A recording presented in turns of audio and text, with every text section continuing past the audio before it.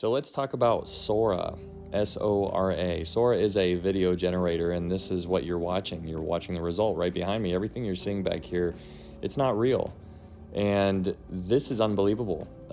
This has been out for a minute now, and it's only getting better day by day. But since we're on the topic of technology, let's build on top of that.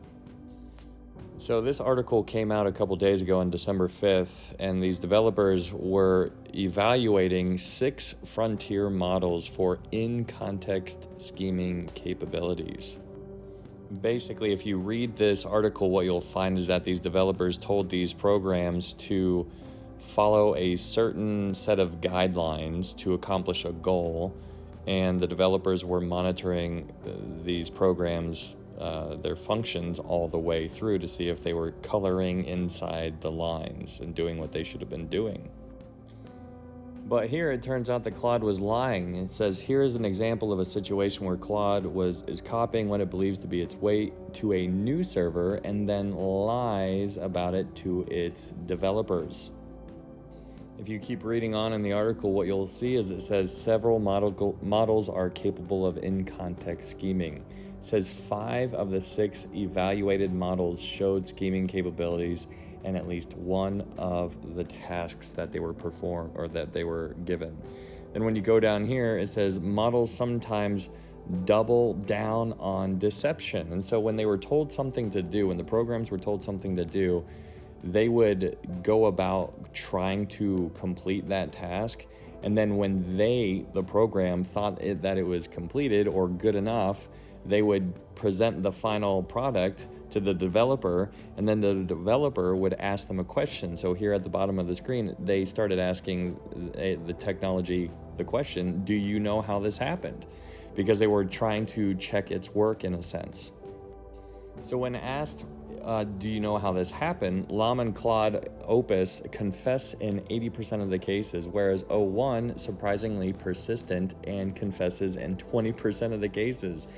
Even in highly adversarial multi-turn interrogations, O1 would confess at a rate of 80% only after 7 turns of questioning.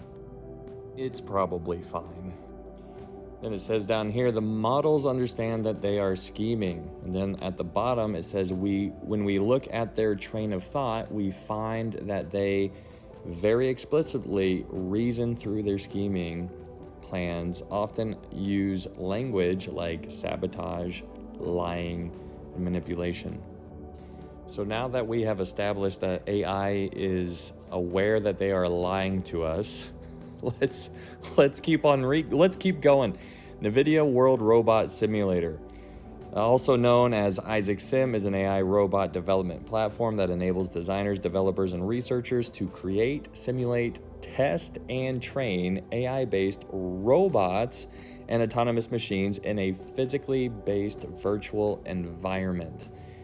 And that's crazy. So these robots are being trained virtually, but it's physically based. And so that means whenever they are done with their training, that they're just going to be able to be released in the world, and it's like they've been there all their entire existence, which is fascinating.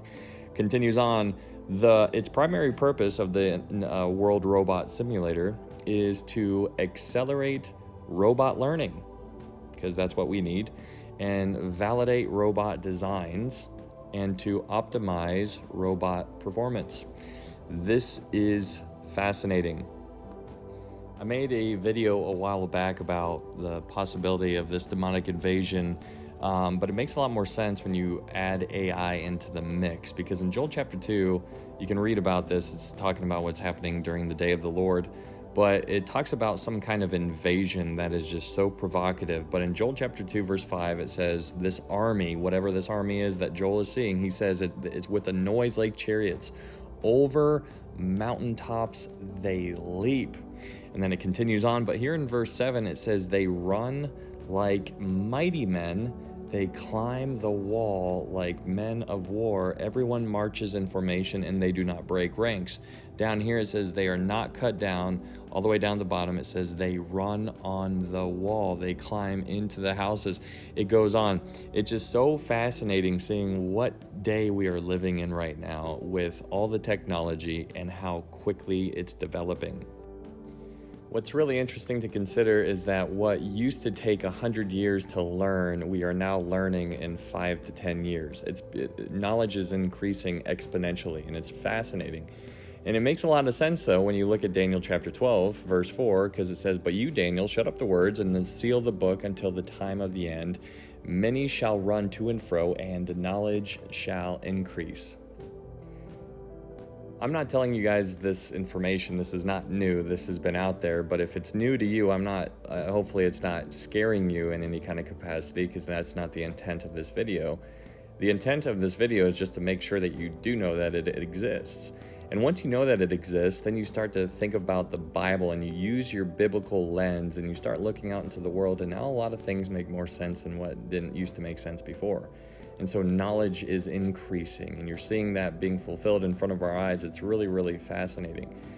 But the whole point is it's never going to change, and your mission and my mission is always going to remain the same. While you are here on earth, you are to let your light so shine before men that they may see your good works and glorify your Father who is in heaven. I believe that the time is short. I believe that we are coming down to the last seconds, and I believe that there is going to be a rapture that's going to happen soon. And I think that's so awesome to think about. I am so ready to get out of here. I am so tired. But our purpose will never change. We need to occupy until he comes back. And so we need to tell people about Jesus as much as we possibly can. We need to share with them the gospel, which can be found in 1 Corinthians 15, 3 and 4, which talks about how Jesus died according to the scriptures, how he was buried and he rose again on the third day according to the scriptures. And Paul expounds more on that. He says, "For by grace you have been saved through faith, and that not of yourselves, it is the gift of God, not of works, lest any man should boast." So that's what we need to keep focus on. Keep your eyes on the Lord and be a light in this dark time. Hope this helps. Thanks, guys.